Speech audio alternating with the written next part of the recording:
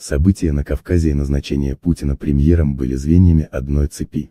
В официальной биографии российского президента Владимира Путина говорится, что предложение занять высокий пост в правительстве РФ было озвучено президентом Борисом Ельциным 5 августа 1999 года. К тому времени команда президента уже несколько лет внимательно к нему присматривалась.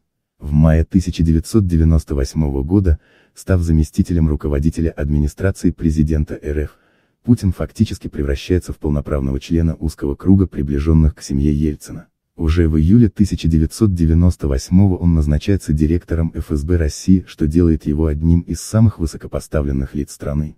Вместе со своими коллегами из Санкт-Петербурга он проводит масштабное преобразование самой структуры спецслужб. В марте 1999 года будущий президент становится секретарем Совета Безопасности РФ, сохраняя при этом пост директора ФСБ.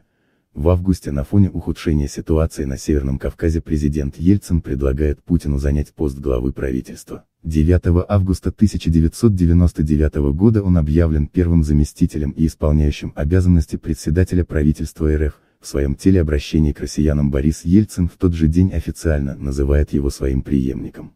Планы новой войны в Чечне. Чеченские представители в Москве уже в начале августа располагали конфиденциальными документами Совета Безопасности от декабря 1998 года, а также протоколом заседания Комитета Госдумы о начале военных действий в Чеченской Республике. Еще за 2-3 месяца до ввода российских войск в Чеченскую Республику Ичкерия президенту Аслану Масхадову было известно о всех номерах воинских частей и о том, кто будет ими командовать во время возобновления военных действий на территории республики. Согласно этим документам, реванш за неудачу в первой чеченской кампании планировали в Москве еще задолго до августовских событий в Дагестане. Власти сепаратистской Ичкерии на протяжении августа-сентября 1999 года предпринимали всевозможные шаги, чтобы связаться с новым премьер-министром России Путиным. Однако все компетентные службы, администрация президента РФ, правительство, военное ведомство, принципиально игнорировали усилия президента Масхадова выйти на руководство России и урегулировать разрастающийся в регионе конфликт. В тему «Кто взрывал дома в России» в 1999 августовский поход радикальных салафитов на Дагестан был представлен как нападение на соседей и нарушение чеченцами мирного соглашения, подписанного в Хасавюрте 1996 году и в Москве в мае 1997 года. По всей стране развернулась мощная информационная кампания по дискредитации чеченцев в глазах российского общества. Чеченских боевиков обвинили, в частности, в подрывах жилых домов в Москве и Волгодонске. Попытки некоторых бывших сотрудников спецслужб, таких как Александр Литвиненко, поставить под сомнение официальную версию взрывов вызывала репрессии. Литвиненко, вынужденный бежать за границу, был отравлен российскими спецслужбами в Лондоне.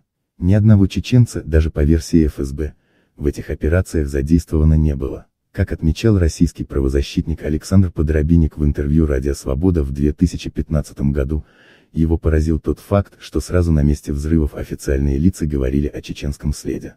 Известный автор разоблачительных книг о действиях ФСБ в 1990-х, начале 2000-х годов Юрий Фельштинский, работавший в том числе и совместно с Литвиненко, указывал вот на какой любопытный факт: как оказалось позже, ни одного чеченца, даже по версии ФСБ, в этих операциях задействовано не было. Все чаще заявления из Белого дома были резкими, содержащими безосновательные претензии к чеченскому руководству. Было очевидно, что в Кремле пытаются поставить знак равенства между Масхадовым и группами боевиков, которые решились провозгласить Исламскую республику в горной части Дагестана. В тему провал проекта «Исламская республика Дагестан».